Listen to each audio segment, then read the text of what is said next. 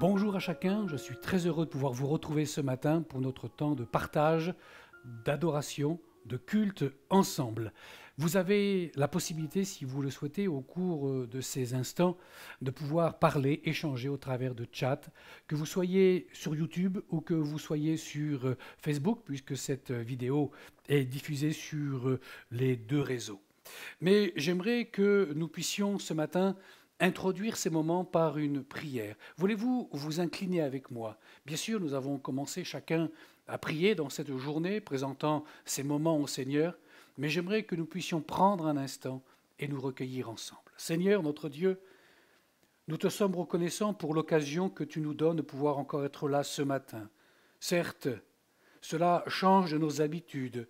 Bien sûr que nous ne pouvons pas nous voir, nous accueillir comme nous le faisons habituellement. Mais une chose est certaine, Seigneur, c'est que toi, tu es avec nous. Et si tu es avec nous, alors nous savons que tu parleras à notre cœur et que tu nous feras encore du bien. Je tiens à te présenter ces instants et à te demander de bénir ces frères, ces sœurs, ces croyants, ces amis qui sont là ce matin derrière leur écran et qui ont besoin d'être enrichis, fortifiés, nourris.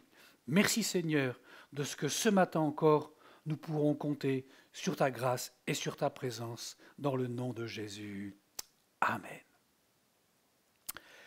Cette semaine, j'ai demandé aux chrétiens de l'Église évangélique du bassin d'Arcachon de réaliser une petite activité. Je leur ai demandé, à ceux qui le voulaient bien évidemment, de faire du pain, de fabriquer du pain. Vous savez, du pain, on en a de toutes les formes. Vous avez des pains de seigle, des pains au son, des pains bio, des pains de campagne, des pains aux fruits. On parle même de pain perdu, de pain noir, de pain blanc, de pain levé, de pain sans levain, avec levain. Bref, il y en a une multitude. Il existe beaucoup de pains et des centaines de recettes. Mais le pain, vous allez me dire, c'est de l'eau, c'est du sel, c'est de la farine, c'est un peu de levure. Mais avoir la recette, est-ce suffisant? Je voudrais quand même vous présenter les chefs-d'œuvre réalisés par les chrétiens de l'Église du bassin. Vous en avez donc toutes les formules. Vous en avez même qui sont conformes au confinement. Vous en avez un, donc, lorsqu'il doit sortir, il peut mettre son petit masque, et puis quand il est à la maison, il a le droit de l'enlever. Vous en avez d'autres qui nous montrent une belle mie tellement appétissante qu'on a envie de croquer dedans à pleines dents. Vous en avez d'autres également qui sont avec une forme beaucoup plus classique, on dirait peut-être un joli cake avec des fruits à l'intérieur. Ça nous montre qu'il y a plusieurs différentes possibilités de composer son pain. Vous en avez même celui-ci qui ressemble à une galette des rois. Franchement, j'aimerais bien goûter pour savoir ce qu'il y a à l'intérieur. Et puis, vous en avez d'autres qui ont fait quelque chose de beaucoup plus exotique, oriental, dirais-je même, puisque nous avons ici un exemplaire de pain sans levain. C'est aussi une façon de réaliser son pain, afin que nous puissions tous le goûter avec cette envie. Et voilà, rien qu'en vous en parlant, j'ai l'odeur, pas l'odeur, mais j'en ai le goût à la bouche. Vous l'avez même sous forme de petites brioches comme cela. C'est très très appétissant. Alors, merci à tous ceux qui ont participé et qui ont réalisé ces pains. Cela nous a permis d'avoir une activité ensemble. Alors, je disais, faire du pain, ce n'est pas très compliqué. Il faut de l'eau, de la farine, du sel, un peu de la levure. Mais avoir la recette, est-ce suffisant? Ce matin, vous l'aurez bien évidemment compris, au-delà de la confection boulangère, le but pour nous est de revenir aux paroles de Jésus. Dans l'évangile de Jean, chapitre 6 et au verset 35, Jésus, s'adressant à la foule qui est autour de lui, leur dira « Je suis le pain de vie. Celui qui vient à moi n'aura jamais faim. Et celui qui croit en moi n'aura jamais soif. » Et Jésus va reprendre ces mêmes paroles quelques versets plus bas, au verset 47 et 46 de ce même chapitre 6. En vérité, je vous le dis, celui qui croit en moi a la vie éternelle, je suis le pain de vie. Ainsi donc, devant un tel message, Devant une telle déclaration de Jésus, une question se pose ce matin. Quelle sera ma réaction? Comment faire pour ne plus avoir faim? Comment faire pour ne plus avoir soif? C'est ce que nous verrons ensemble ce matin.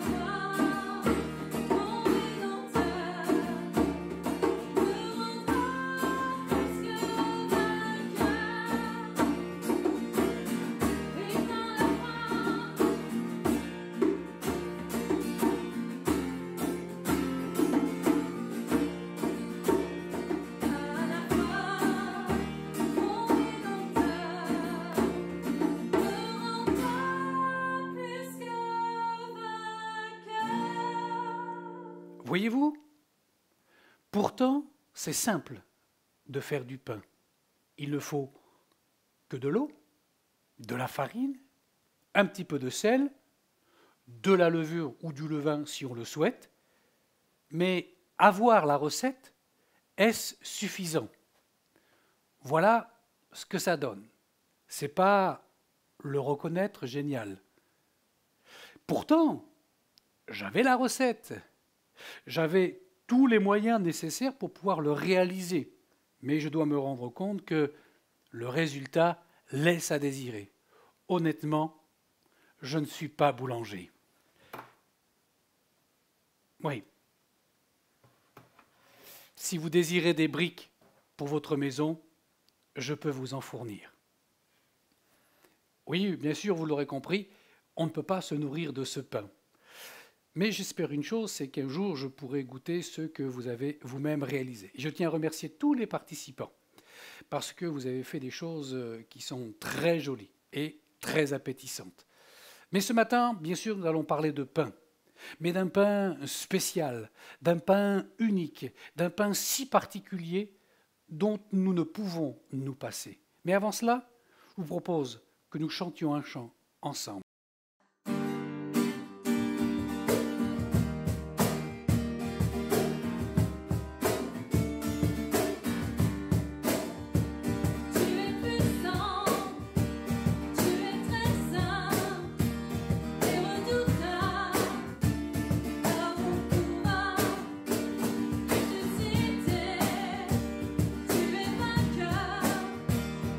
La puissance de la mort.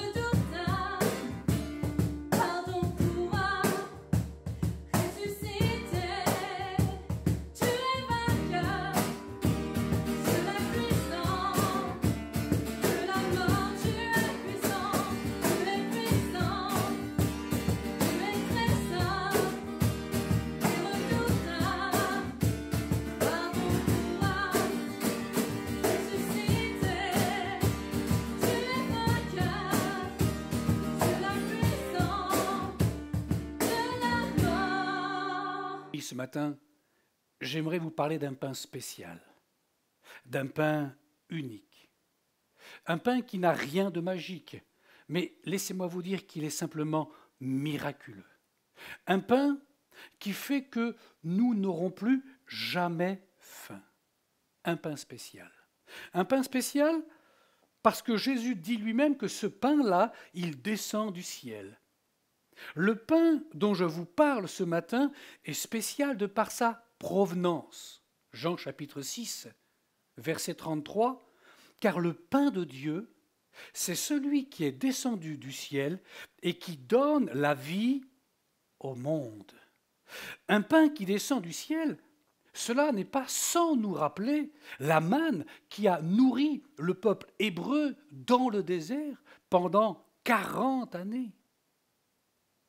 Jésus donne cette parole en réponse à la réaction de la foule. Jean chapitre 6, verset 31. Nos pères ont mangé la manne dans le désert, selon qu'il est écrit, il leur donna le pain du ciel à manger.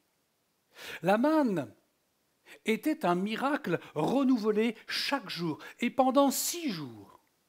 Chaque matin, il y avait une espèce de couche blanche qui recouvrait le sol et les Hébreux pouvaient ramasser ce dont ils avaient besoin pour leur consommation journalière. Mais il y a ceux qui pensaient que le lendemain, il risquait de ne pas y avoir de manne. Il y a ceux qui pensaient que le lendemain, ils n'en auraient pas eu assez. Alors ils en prenaient un petit peu plus. Ils ont fait fi de l'ordre que Moïse leur avait donné. Exode chapitre 16, verset 20. Ils n'écoutèrent pas Moïse, et il y eut des gens qui en laissèrent jusqu'au matin, mais il s'y mit des vers, et cela devint infect.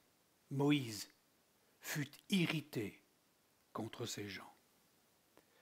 Cette nourriture qui descendait tous les jours correspondait à leurs besoins du jour. C'est la réponse de Dieu avant la prière de Jésus, cette prière qu'on appelle la prière dominicale, la prière du Maître, le Notre Père. Quand Jésus enseigne ses disciples à prier, il leur dit notamment, quand vous priez, dites « Donne-nous notre pain quotidien. Donne-nous le pain de ce jour. Donne-moi ce dont j'ai besoin maintenant. » Face aux annonces que nous recevons ces jours-ci, nous pouvons avoir beaucoup de mal à nous projeter sur les mois qui sont devant nous.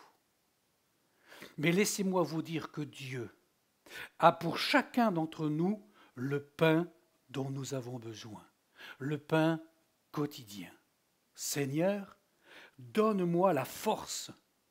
Seigneur, donne-moi la patience. Seigneur, donne-moi l'amour, ce dont j'ai besoin pour aujourd'hui. Pour voir le pain qui descend du ciel, alors il nous faut y lever les yeux vers le ciel.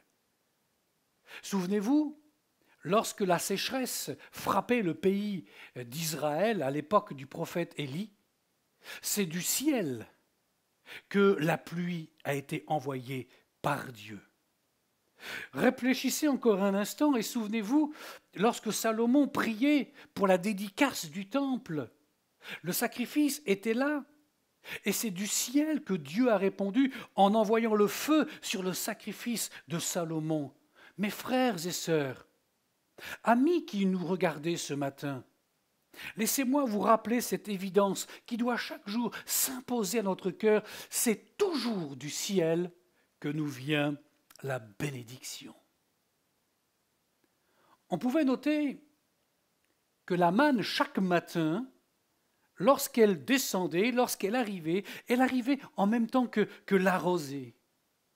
Vous savez, cette légère humidité qui venait rafraîchir le sol et qui se dissipe assez rapidement. Elle disparaît, mais ses effets vont vite se faire ressentir, puisque cette rosée, en entrant dans le sol, Elle va donner à la terre les ressources dont elle a besoin pour propager la vie. Nous avons tellement besoin de cette rosée bienfaisante. Nous avons besoin de la présence de Jésus chaque jour, la présence de Jésus qui donne sa vie pour le monde. La manne descendait du ciel, mais ce n'était pas pour autant le pain du ciel. J'en veux pour preuve ce que Jésus déclare. Jean chapitre 6, verset 33, il dira « Car le pain de Dieu, c'est celui qui descend du ciel et qui donne la vie au monde. » Le pain du ciel. Dans le ministère de Jésus, quand on le suit dans ses discours, quand on entend ses paroles, on se rend compte qu'il y a beaucoup d'analogies qui sont faites avec le pain, avec cette nourriture de base. Et là, il nous dit que ce pain qui descend du ciel, c'est de lui dont il s'agit. Il est venu une seule fois.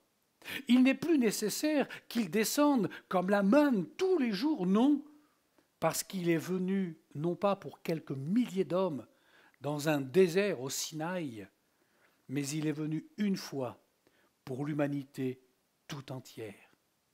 Alors que ma prière soit comme la réponse de la foule, comme nous pouvons le lire au verset 34, chapitre 6 de l'évangile de Jean. « Seigneur, donne-nous toujours ce pain. Seigneur, donne-nous toujours ce pain. Seigneur, donne-nous toujours ta présence. Seigneur, donne-nous toujours de pouvoir te rester fidèle. » En un mot, donne-moi, Seigneur, d'avoir toujours les yeux fixés sur le ciel, d'où tu reviendras bientôt.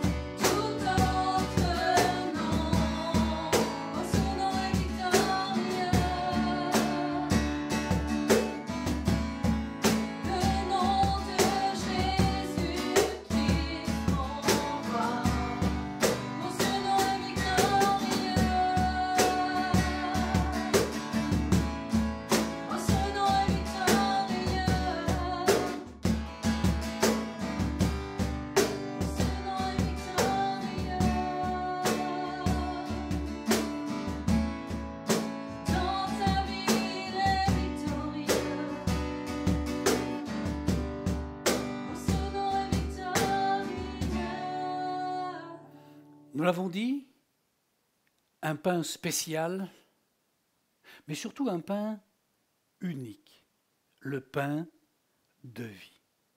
Unique parce qu'il donne un véritable contentement. Permettez-moi de relire pour vous ce verset, Jean 6, 35. Jésus leur dit, « Je suis le pain de vie. Et écoutez bien, celui qui vient à moi n'aura jamais faim. Et celui qui croit en moi n'aura jamais soif. » La faim et la soif sont comblées en Jésus. Il est évident ici qu'il ne s'agit pas de nos besoins physiologiques, mais en plaçant ma foi en Jésus, alors il comble les besoins de mon âme. Je n'ai plus à chercher d'autres vérités, si toutefois il y avait d'autres vérités, pour venir me nourrir, venir me désaltérer. L'apôtre Paul, écrivant aux Colossiens chapitre 2, verset 10, nous rappelle ceci. Vous avez tout pleinement en lui. Vous avez tout pleinement en lui, qui est le chef de toute domination et de toute autorité. Mais, eh oui, il y a un mais. À la déclaration de Jésus, en déclarant qu'il est le pain de vie, il y a une restriction, ou du moins une constatation. Nous la lisons ensemble au chapitre 6 et au verset 36. « Mais, je vous l'ai dit, vous m'avez vu et vous ne croyez point. » C'est comme un grain de sable qui vient bloquer le mécanisme. Pourquoi est-ce que j'ai toujours l'impression d'avoir faim? Pourquoi est-ce que j'ai l'impression qu'il faut absolument que j'aille voir si l'herbe est beaucoup plus verte ailleurs? Eh bien, la réponse, elle est dans la parole de Jésus. Vous ne croyez point. La foi qui est remise en question ici n'est pas celle que j'exerce lorsque je dis « je crois que Dieu existe ». Ou bien quand je parle de son œuvre sur la croix. Non. Mais c'est de l'autorité de la parole de Christ dans ma vie.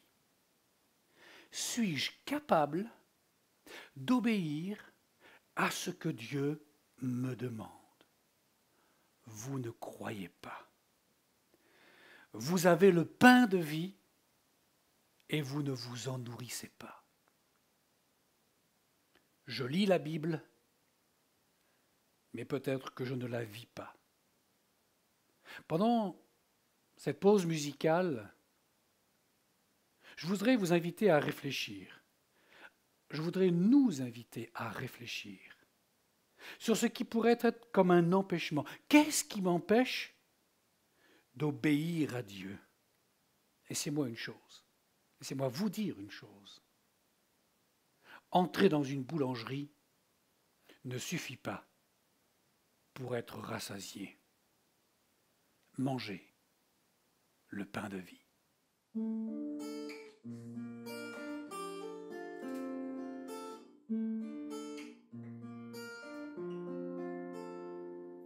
Tu as changé l'eau en vin, ouvert les yeux par ta main, nul n'est comme toi, comme toi. Dans nos ténèbres tu brilles, nous revenons à la vie.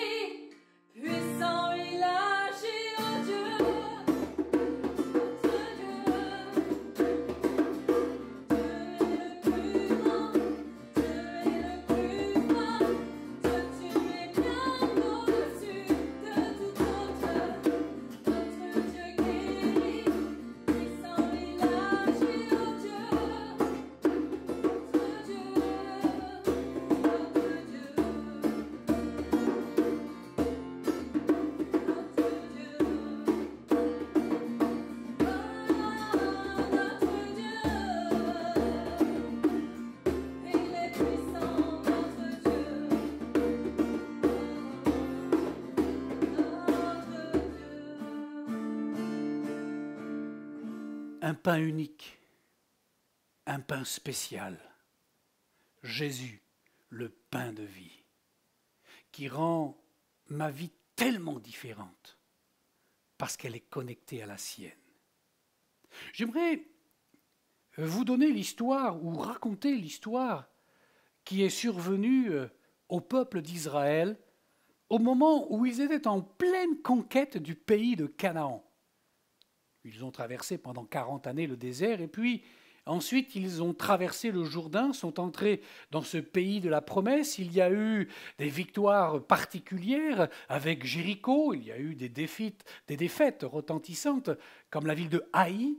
Et Dieu avait dit, eh bien, ces nations qui sont là, à cause de leur idolâtrie, il faudra les exterminer. Aujourd'hui, on pourrait trouver ça un petit peu barbare, mais il faut comprendre quelle licence, quel crime ces hommes avaient commis.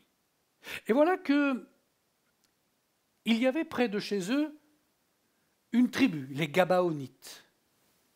Ils se sont dit, mais si jamais on ne fait rien, on va être exterminés.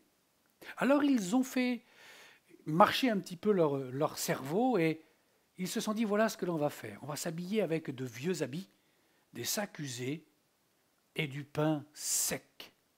Et on ira trouver les Hébreux en leur disant, nous avons entendu parler ce que Dieu était capable de faire avec vous depuis votre sortie du pays d'Égypte. Et c'est ce qui s'est passé. Le texte de Josué, chapitre 9, verset 12, nous montre ces hommes face aux Hébreux qui leur montrent leur pain. Voici notre pain.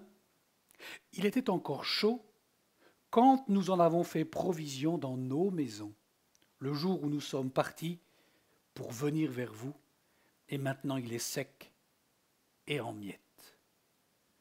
Le subterfuge a fonctionné. À cette époque, les Hébreux ne connaissaient pas encore la géographie de la région, ils n'avaient pas de GPS ou de carte. Peut-être que les espions auraient peut-être pu faire un peu mieux leur travail. Bref, s'ils avaient été un peu plus ouverts, ils auraient été conscients que ces personnes qui étaient là n'étaient pas des voyageurs qui venaient de loin, mais étaient simplement leurs voisins. Les Hébreux se sont laissés gagner par du pain rassis. Pourquoi ? Eh bien parce que pour eux, un pain sec, un pain qui s'émiette, c'était le synonyme d'un long voyage. C'était le synonyme d'une contrée éloignée.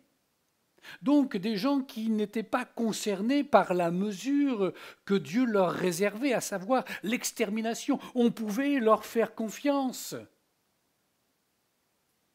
Trompés par du pain rassis. Quelle est la fraîcheur de votre pain ce matin ?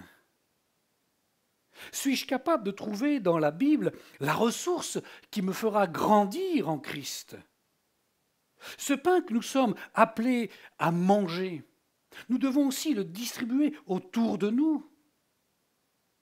Qu'allons-nous donner à ceux que nous allons rencontrer ? Des miettes ? Ou des bons morceaux encore tout chauds sortant du four ? Que vais-je donner à ceux qui sont autour de moi ? Comment vais-je vivre ma vie chrétienne avec simplement des souvenirs de versets que j'aurais appris il y a peut-être quelques années, ou bien avec des textes renouvelés, des textes du jour, des versets que j'aurais appris dans la journée, qui me permettront de donner une parole fraîche à ceux qui m'écouteront. Personne ne doit pouvoir manger des choses rassis. À ceux qui sont en face de moi, je dois leur donner le meilleur. Pourquoi ? Eh bien, tout simplement, à cause de l'exemple que Jésus m'a laissé. Il m'a donné le meilleur au travers de sa vie. Je suis le pain de vie. Celui qui me mange n'aura plus besoin de se nourrir. À la rivière, humble je viens déposer tous mes péchés.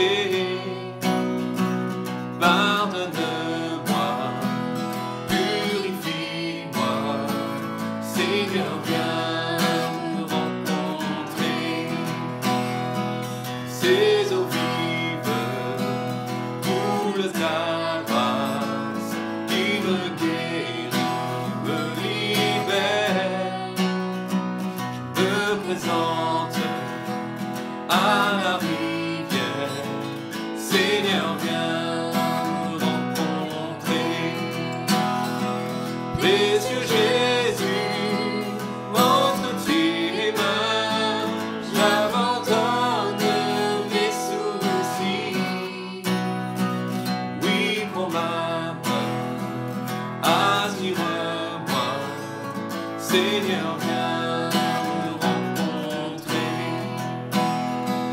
Viens avec nous à la rivière, trouver la vie éternelle.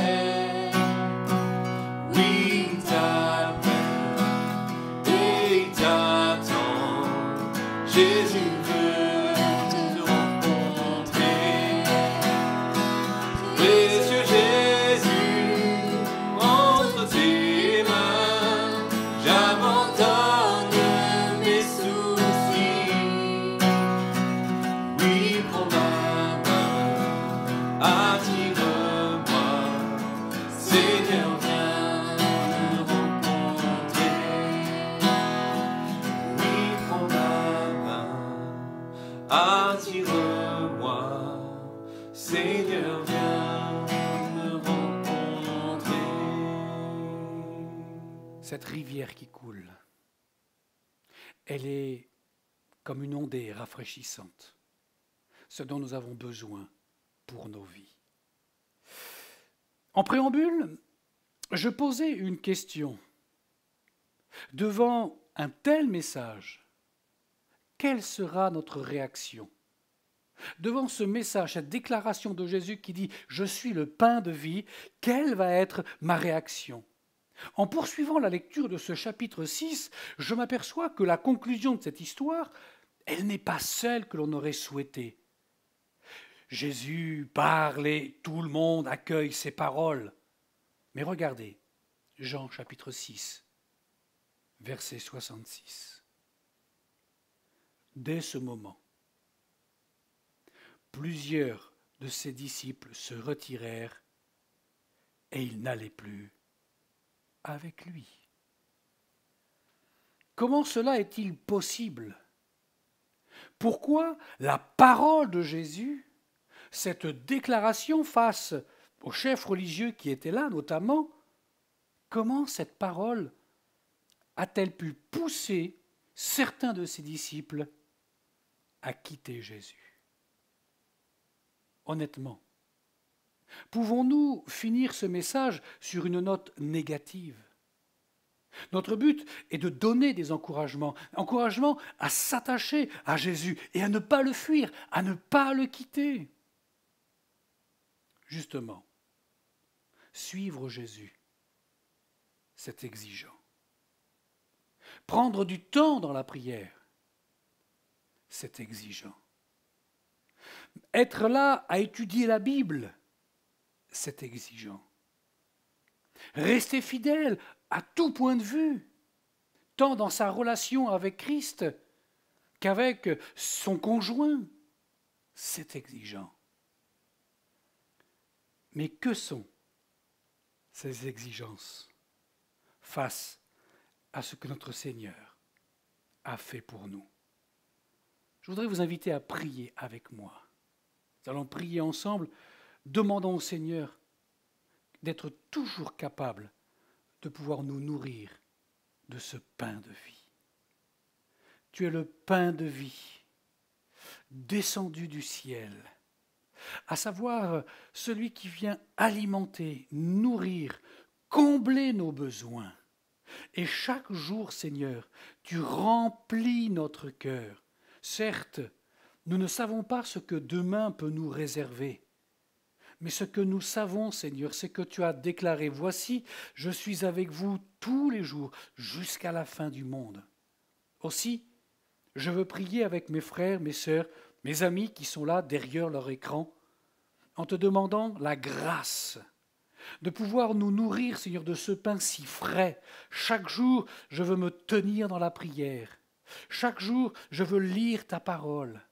Chaque jour, je veux exercer tout ce qui concerne la piété, afin qu'on puisse dire de moi, c'est un homme de Dieu, afin qu'on puisse dire de chacun d'entre nous, c'est un homme de Dieu, c'est une femme de Dieu, parce que nous nous nourrirons de toi. Dans cette journée, dans ces jours qui sont devant nous, Seigneur, nous te le demandons, nous t'en supplions, viens-nous en aide, afin que nous puissions toujours honorer le nom de celui qui nous a sauvés. Oui, à toi l'honneur, la puissance et la gloire, dans le nom de Jésus. Amen. Amen.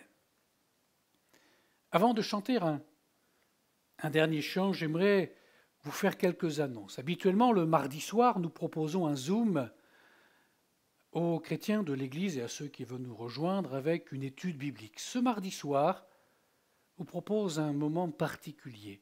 Je vous invite à un temps de prière. Vous avez entendu les annonces qui ont été faites et beaucoup de questions, d'interrogations qui ne sont pas là pour nous tranquilliser. Plus que jamais, le peuple de Dieu a besoin de se rassembler pour prier. Donc je vous donne rendez-vous mardi soir. Si vous souhaitez nous rejoindre, envoyez-moi un mail à contact@églisedubassin.fr afin que nous puissions vous envoyer le lien de ce Zoom. Chaque semaine, nous publions sur notre chaîne YouTube une capsule, la capsule d'un jour. C'est une courte réflexion, une histoire, une méditation qui dure 3 minutes à peine.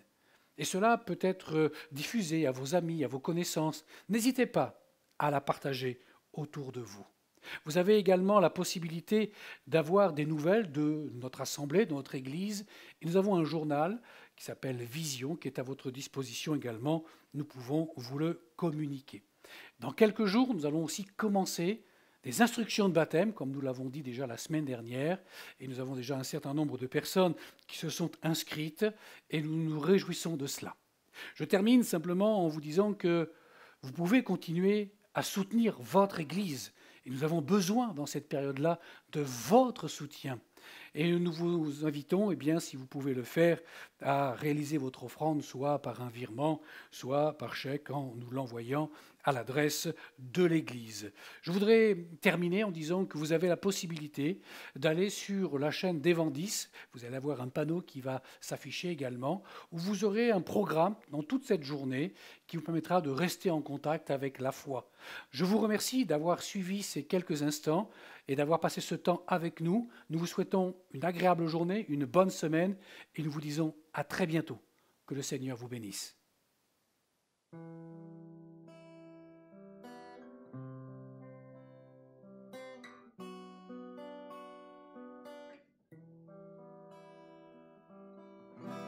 Ton amour, ta puissance, ta présence dans ma vie.